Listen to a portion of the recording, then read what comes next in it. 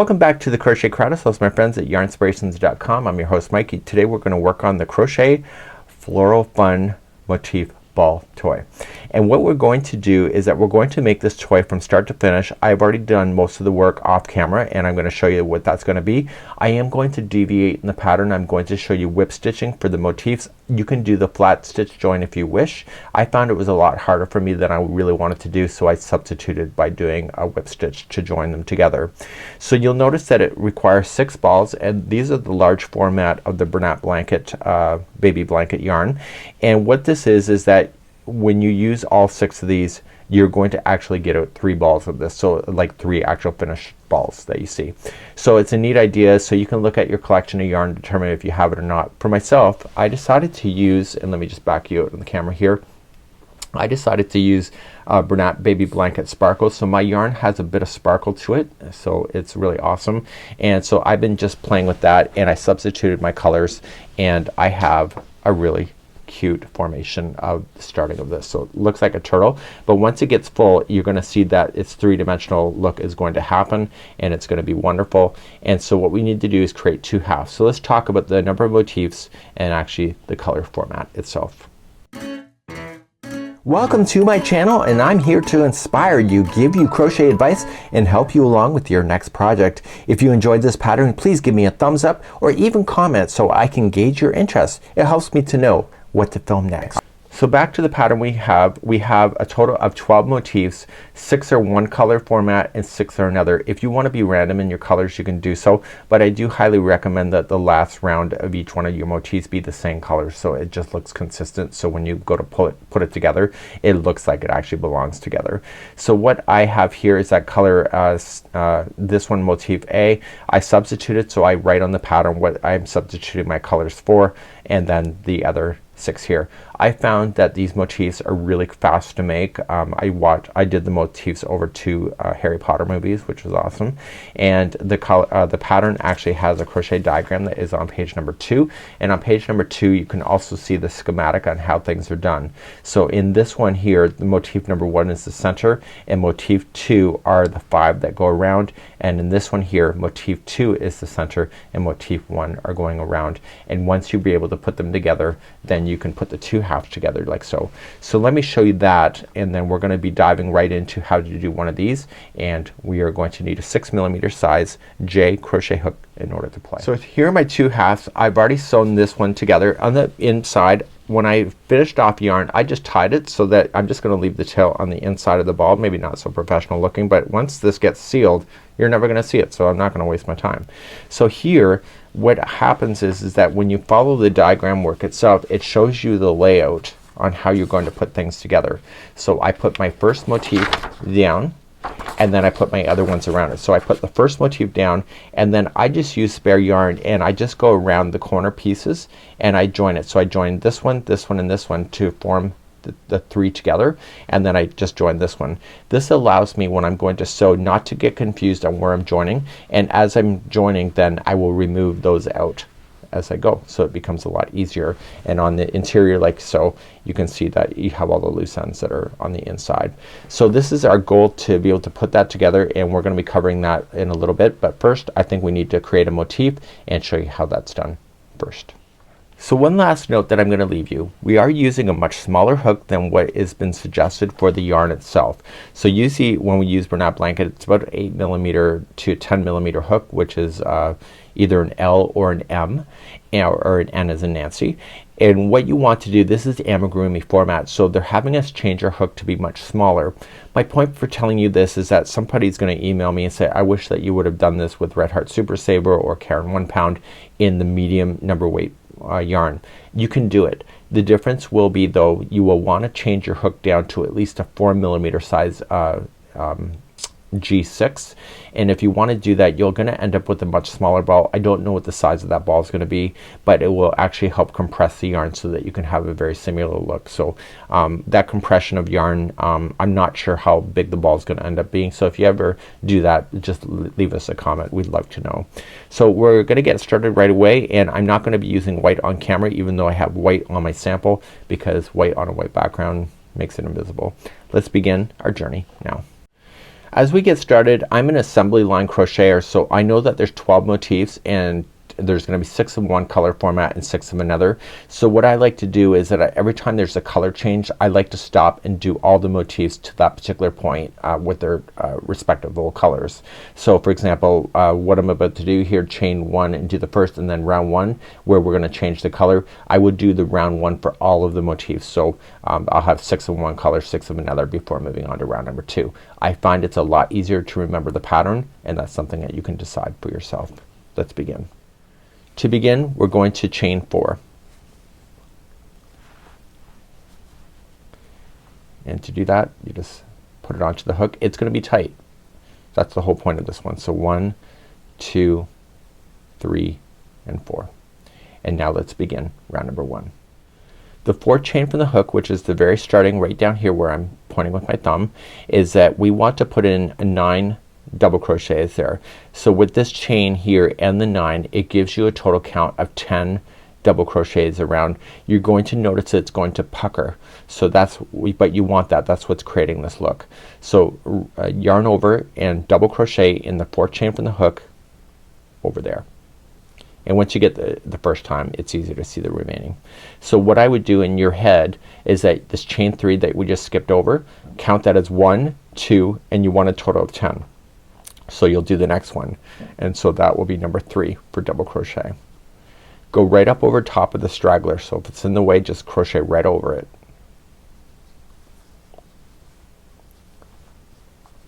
Okay, this is 4, 5, 6, 7, 8, 9, and 10.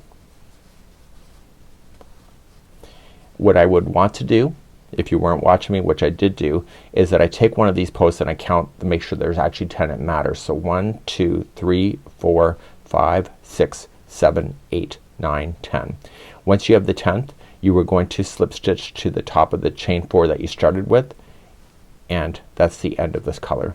So you will want to do all your 12 motifs to this point and see how it's kind of puckering as I promised. And I want to just trim this yarn, but what I want to do is that I want to make sure that it ties itself. So just coming through and it kind of ties. And if you just want to weave an end through, just through somewhere in the back side just to keep it consistent. So I'm looking at the inside. Just take the yarn strand through and just allow it to tie onto itself. And then you can just safely, I wouldn't cut them right down to the wick, but just cut them shorter, and those will be on the inside of the ball. And so this is the right side of your project. So this is round number 1 for all of them, and so just do whatever you want with the colors, and we're moving on to round number 2 next. Let's begin round number 2. Create a slip knot that helps tie it onto itself, and round number 2 and 3 are going to be the same color. Okay, so we're not gonna fasten off at the end of round number 2. And what we need to do is that we need to put our fingers in between any of the posts. So we're not worrying about the tops of the stitches at all. We're focusing on the spaces between posts. Again, this is gonna compress it. And I want you to stick your hook on the right side of the project through with this already on, and just yarning over and pulling it through and tighten it up. And let the straggler fall to the other side. Now I want you to chain 3, which will count as your first double crochet, and in the same spot I want you to put in 3 more double crochet. So with the chaining of 3 in these 3, that will give you the chain count, that will give you the double crochet count of 4. So each one of these spaces that I'm gonna fill in is going to always have 4 double crochets. This is the base of the petal. To put the next one in, I want you to just use your fingers and separate it out, and see there's a post that's after this space, and there's another post that's after that space, and right here is going to be your next shell here of 4 double crochets. So just skip 2 double crochets and going into the space that's after that and put in 4 double crochets. So we have 1, 2, 3, and 4. So where's the next one? So there is the double crochet after the space. So 1 and 2, and essentially there's 2 double crochets between each one of the petals.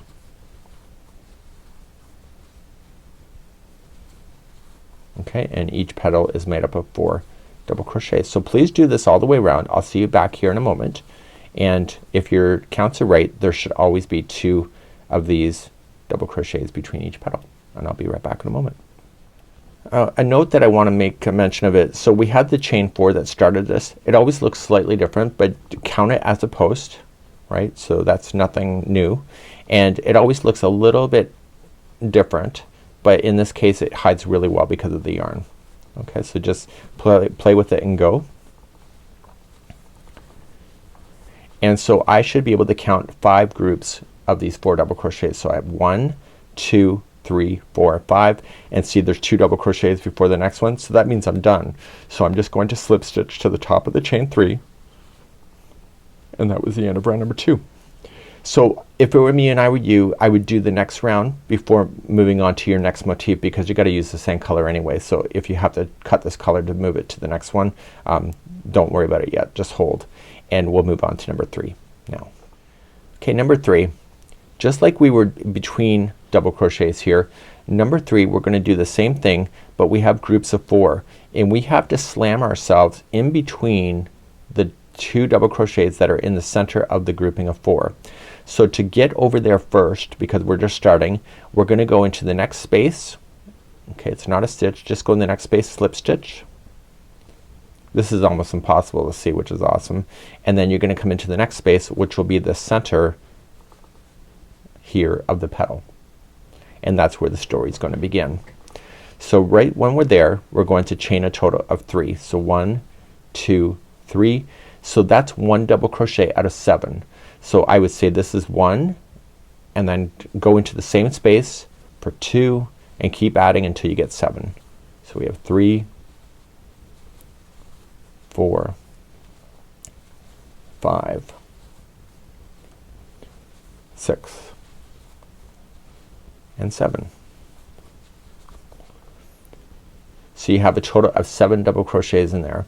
So to go and do the next grouping of 7, you have to look for the next grouping of 4, and you have to go into the space that separates the 2 middle ones out, and so that's where you're going to go and put another 7.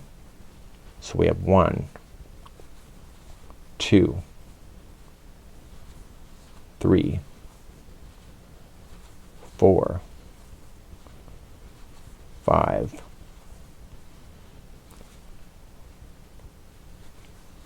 6, and 7. Okay, that's how easy that is. So once that 7's done, you look to the next petal, look to the group of the 4, it's in the middle space between the 2 middle ones, put in your next 7, and do that all the way around, and that will conclude you then round number 3, which I'll be back in just a moment. Once you come all the way back around, then you have your 7 here, so you're just going to join it to the top of the first chain 3. This color is now technically done. You'll notice that it's more flat, but it's not going to be flat after we get the next round done. So you're going to trim the yarn, and you're gonna pull through, and like I showed you before, just kind of turn it over and just kind of catch it into something else and allow it to tie onto itself, and therefore you can trim your yarn down as well. And just do that with any of the loose ends that you have, and you can get rid of those pretty easily. So let's move on to round number 4, which is gonna be a game changer, which will probably maybe excite you. It excited me, so it doesn't take much. So let's begin that next. So let's begin round number 4. This is where I screwed up when I was doing my tutorial prep work. In actual fact, I did all 12. My motifs were still pretty flat. I'm like, it doesn't look like that in the sample, and I'd realized that I had screwed up on the half double crochet that is pulling everything together. So watch what I do here. So I'm going to join it to the top of any of the first shell work, and we want to go into the back loop only. So if you go into both of the stitches, then that's not gonna work. This is the front loop, and then the other loop is the back. And so let's just join it with the standing single crochet because it looks nicer. So put it onto the hook and you're just gonna pull through, and you're going to pull through 2 like that. That's a standing single crochet. If you don't like that, then just join chain 1 and then do a single crochet, but it looks nicer if you do it that way. So there's going to be a total of 7 double crochets because there's 7 single crochets altogether because there's 7 double crochets. So we technically have 1. I need you to count. So going into the next back loop only, just kind of pull it out if you don't see it. It's easier to see in person, and you're going to single crochet in the back loop. So that's number 2, and I want 7 in a row. So going to the next back loop. This is 3, 4, 5, 6, and 7. This is going to make that pop later. Here's the thing. We have to go all the way down and split between the 2 of these right all the way down. This is where I screwed up. So when I half double crochet, I want to keep it taut and tight in my hands, and I want to go down into the space, and I don't want to pull up any additional yarn. I want to keep it nice and solid. So you have, it's awkward, but you have to manipulate that hook to grab that without allowing more yarn to squeeze into this project, and you're going to pull through like that. So normally what I was doing is that I was pulling that loop up and it was making it much longer, and what happens is that you lose the pucker, so the whole shaping of the ball will change. So yarn over and pull through all 3 loops, and that's a half double crochet join, or sorry, that's a half double crochet stitch, and it has no flexibility to get itself all the way back to the top, and therefore this will naturally pucker out.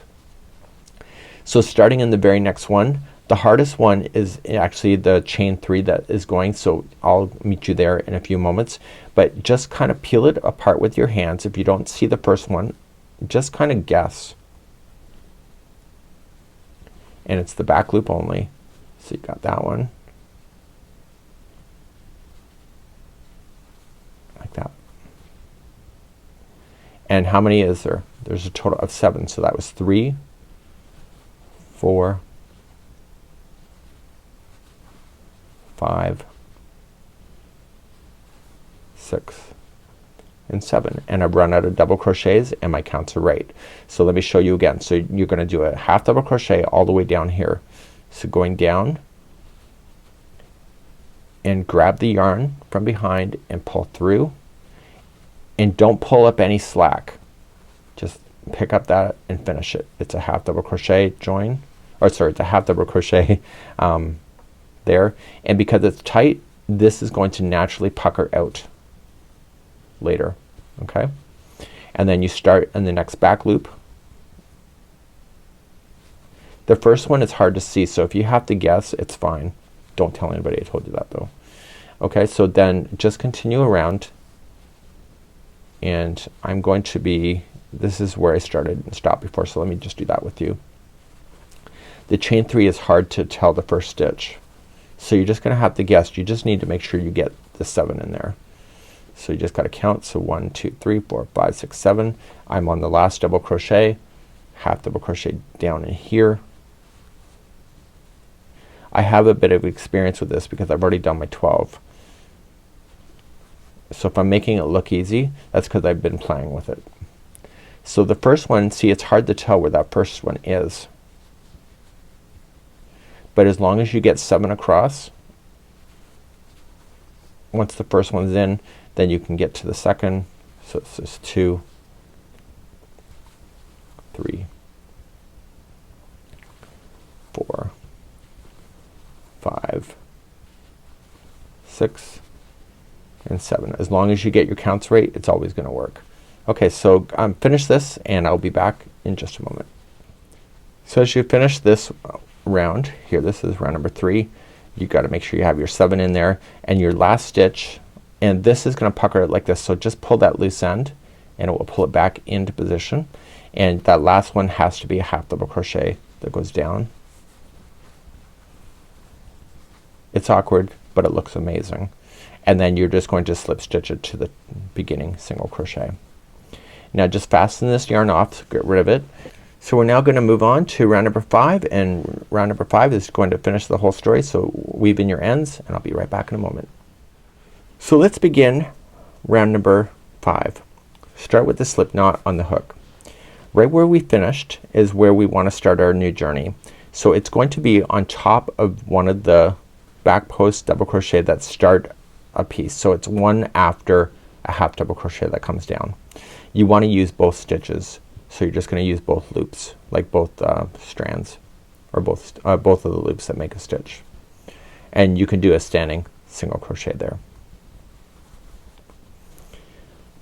Now I want to then single crochet the next 2 only.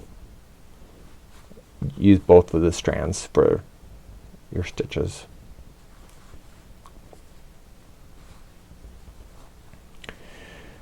The next one is the 4th stitch of the grouping of 7. This is going to be your first corner. So you're going to single crochet, chain 1 and single crochet. And now we have to think about that each one of the edges of these petals are a corner. So there's 5 corners, which is a pentagon, right? So starting right where we are, we're going to start with the next one and count the next 7 in a row going across. So we have 1, 2, 3, and the 4th one is always the half double crochet, if that helps you to know that. So that's 4, and then starting, so just coming across, and I'm on the half double crochet that comes down. You have to watch the one that has the joining. Okay, so after it's been joined, this is where we start and stop before. So it appears that there's 2 stitches here when there's only 1. So just watch that one. It's the only position in the circle that you have to worry about. So starting in the next one, so this would be number 5, 6 and 7. As long as you have 7 single crochets between the points, it works. So the next one is a corner. So it's single crochet, chain 1, 1 single crochet. Now we go down and each one of these petals are a corner. So we start again. So we're going to count 7. So we have 1, 2, 3. The 4th is always the top of the half double crochet. And then starting in the next stitch after, so we have 5, 6 and 7. And then that should take you to the top of this one here, which it does. So we have single crochet, chain 1, 1 single crochet. So it's only the side that has the join when we did the purple that can give the illusion that there's an extra stitch, when in actual fact it's just a slip stitch to seal the deal. So continuing around, you're gonna do the next 7. So 1, 2, 3, 4 is the top of the half double crochet, and then we have 5,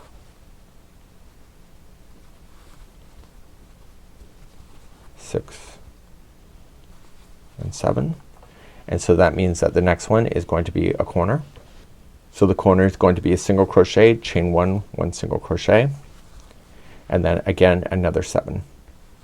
So we have 1, 2, 3, the 4 is on the top of the half double crochet, and then we have 5, 6 and 7. And so that means the next one, which is the top, is the corner. So single crochet, chain 1, 1 single crochet. When we come back all the way around, we only have 4 stitches left. So starting in the next one, so we have 1, 2, 3, and then the 4th one is the top of the half double crochet, and then you just slip stitch to where you started, and that will conclude then this whole shape. So you'll notice that it's bowling in like a cereal bowl. That's fine. And what you want to do is just pull it, and you can just pucker it back out. Okay, just sort of turn it so that the petals come on out like this, and therefore it'll be a bowling shape now with those facing out, and you'll see that it will look like this. And get rid of any loose ends, and you want to do all of your 12 motifs. You can see that it's sparkling a bit maybe, and we're going to talk about joining things together next. Once all of your motifs are done, you'll have a total of 12, and just use these layouts here that are available in the pattern. So you'll want to take the existing motifs that you have. So let's just say this was motif number 1. So motif number 2 will go all the way around. So there's a total of 5 of them because there's 5 sides. And then on the other half here it'll be motif 2, and then motif 1, which is this color configuration, will follow that one. So what I decided to do is that I just used spare yarn. You can use stitch markers if you wanted to. I put the first one down and then I began to attach them together. So let me show you my sample because I got to sew those together on with you. So it's gonna start off as being flat that you see here, and what's gonna happen is as I join them together and finally bring the last one in, it's going to cause it to bowl up like this. Okay, that you see. Almost kind of looks like a chandelier in so many ways. So what's gonna happen is that you just want to join, and when you join you want to go around the 3 motifs. So this one here, and it's the chain 1 of the corners, and I've just used a bow tie just to hold those together, and I did all of that. As I did that, so I joined this one, I joined the ends of these ones, so the chain 1s of those, so that I have those so they'll be able to go together. So you want to do your 2 pieces like that. So I did the first one already, and then I decided to whip stitch instead of doing a flat stitch join. The advantage of the flat stitch join is that it's really tight, and for myself though I found it really difficult to do, and when I run into a roadblock, instead of quitting I just improvise, and so what I decided to do is use a whip stitch join to put them together. So let me show you that sample. So this sample has been done as a whip stitch. So when I whip stitched it, I went all the way around the middle pentagon first, and I did one piece, so it's just a one strand. So I started here and I went all the way around, and when I got all the way back I just didn't stop. I still had yarn left over on my needle, and then I went down and I traced all the way to the end. So all I had to do then after that one was done is the other 4 pieces. So I had to do this one, this one, this one, and this one, and put it all together. So you can see that it still looks like it's buckling up, but it's not, because once it gets into its shape with the material on the inside, all of these things are going to pop out. So what's gonna happen is that you'll have these all put together, and you'll have your pentagon shapes all here.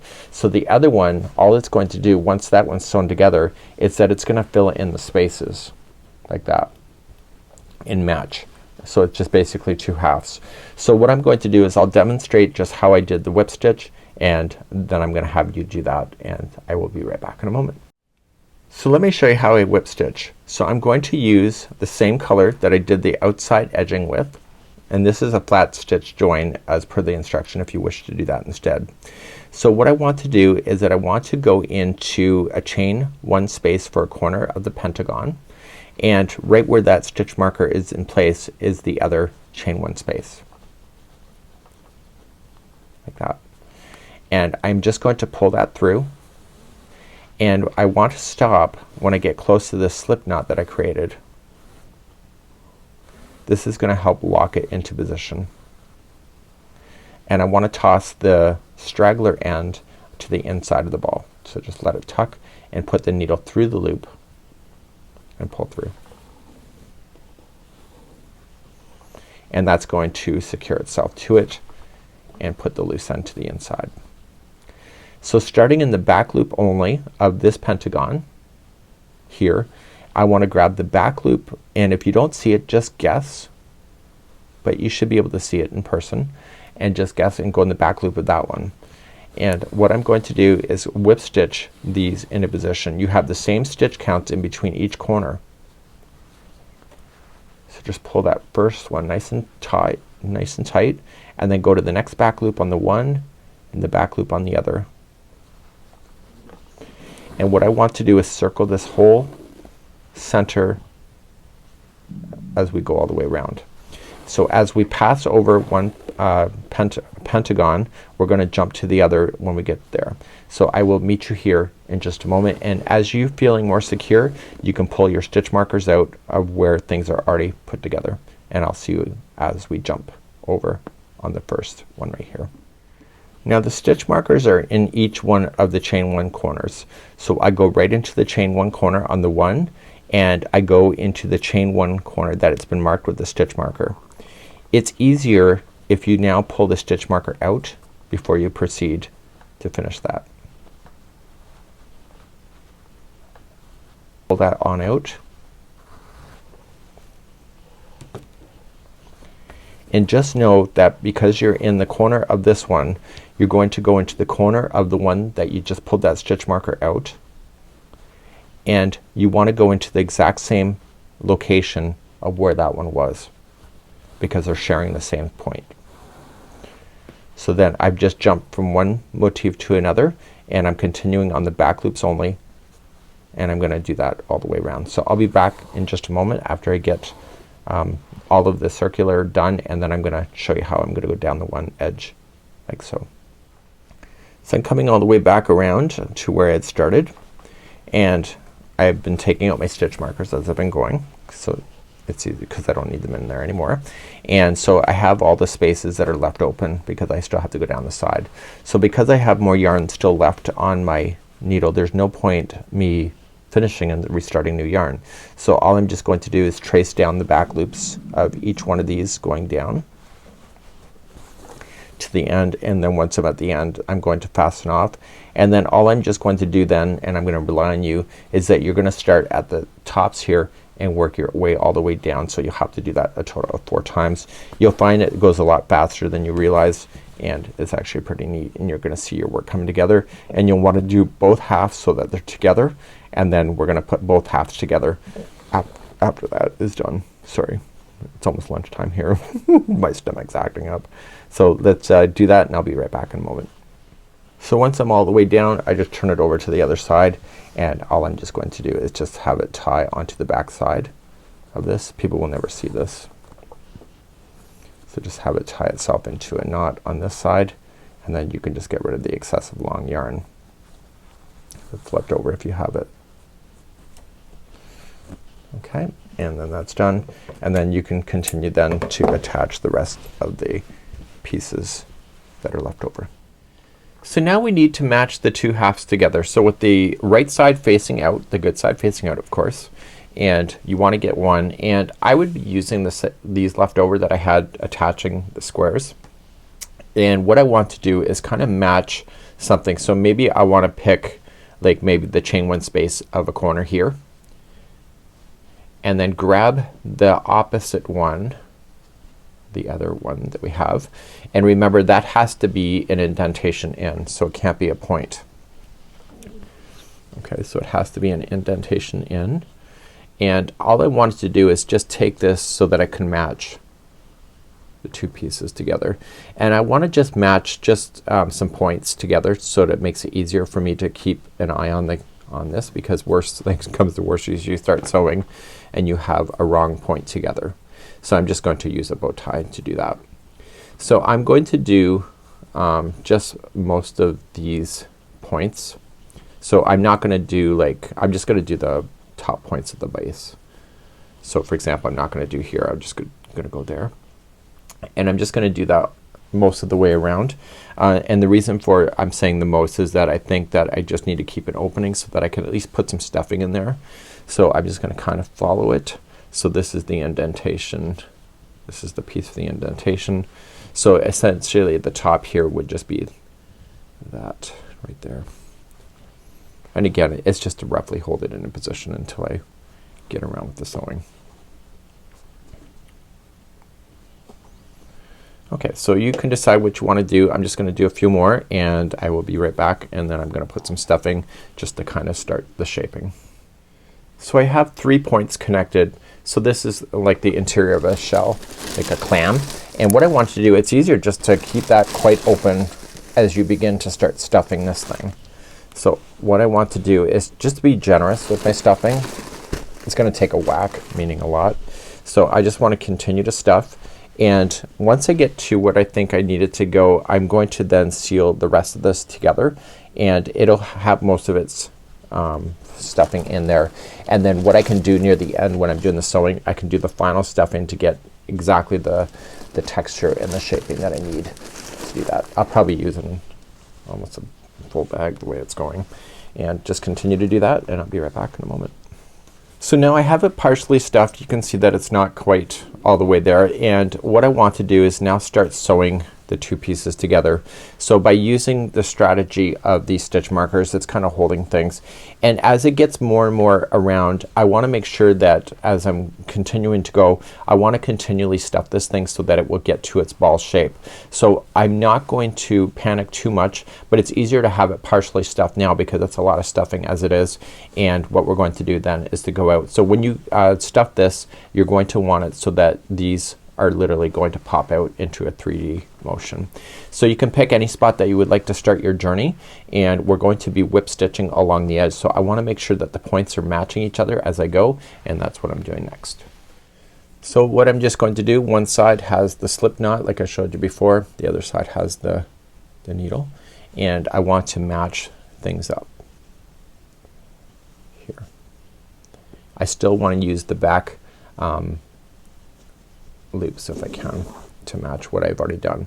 So I'm just going to put that through that slip knot, and then I'm going to toss the loose end into the ball itself inside. Okay, so I'm just going to toss that inside. So I'm just going to work strategy then, just going from back loop to back loop as I go, and I just want to make sure that every time I'm hitting a point on one, I'm hitting a point on the other. So if I have to adjust in any way just by moving things, then I will do that. But pretty much just straightforward, just joining it together. And as this comes more around, I want to make sure I'm adding more stuffing as I go. Once I'll probably go about halfway, and then I'll get really serious about stuffing this, and then really serious towards the end, of course. So just continue to whip stitch yourself around. If you want to do your flat stitch join, you can do the same thing. I just found that was a hard stitch for me to do. So you do what you need to do, and I'll do what I need to do, and we'll have a ball, literally. So I'm just continuing to stuff this ball. I don't have options once this thing is closed, so I got to make sure that each one of these flower petals that pop are actually literally popping. So if they're not popping, there's not enough stuffing inside. So I want to make sure it's nice and solid. I still have my yarn attached as we go, and so when the final comes together, when it pulls, everything should be intact. So I want to look, see, I can see that I have indentations here, so I need a little bit more stuffing, and what I would want to do is just put my hands in behind it and kind of push those out and continue to add more stuffing until it doesn't have a choice but to stick out. So do that. So I have a lot of stuffing in here, so what I want to do is continually close this, and I want to make sure that I can at least get my hand in there just in case I still need more stuffing. So it's pretty close to what I want, and I'm still continuing on the back loops only and pulling things together nice and tight. So I'll do that, and I'll be right back. I'll leave you another tip while I'm here. You want to make sure that the actual fiber fill is not interfering with your stuff. So just use your fingers and use a gapping space, because you can accidentally trap this fiber fill into the sewing itself, and it's kind of harder to get rid of, and it's easier if you just create a space with your fingers so that it doesn't pull through as part of the work. So now I have the final section to go. Am I happy with it? Yes or no. I can shape stuff. I don't think I want to put any more in here. It's actually pretty solid. And once I get this done, but now's the time to decide if you want to add more. Now's the time to get your little hands in there and then seal the deal. So just continue to seal, and I'll show you how to weave in your ends at the end. So let's seal the deal on this thing. I'm gonna show you another technique after I'm done this. Just what I would do if you weren't watching Selma's. I'll show you what I'm gonna do. I just want to make sure that each one of these petals pop properly out, and I'm just coming to my last stitch here. So once I'm happy with this is the last stitch. I want to make sure it does tie onto itself, and then what I'm going to do is just drag it up underneath the stitch work and just have it pop out somewhere else, and then go back in through a slightly different path through something and back over, and then a slightly different path one more time, and that'll help seal that in. Okay, so what I'm gonna do, if you weren't watching me, and I would do this at home, so I'll show you. So if any of these petals did not pop out like you're hoping that they would, and I feel like the ball is really full, I'm just gonna take my crochet hook that I've been using and just kind of pull on it a little bit. When the stuffing relaxes a little bit, it'll naturally stay puffed out. So if you just help it, any ones that didn't puff out to what you want, you'll find that it will probably be in your best interest. And then you can just let it settle. You can squish it too if you want to, and that's something that you can decide for yourself. And this is a pretty cool project. So this is the floral ball. My ball is much bigger. I'm a looser crocheter when it comes to using Bernat blanket in certain sizes of hooks, and so this is one of those ones. So my ball, it's massive, but I don't really know what it is, and that's what our journey is today. So hopefully you had a good day, and we'll see you again. And this has been a great way to spend a Sunday afternoon here at the studio, and it's April 2022. We'll see you again real soon. Bye bye.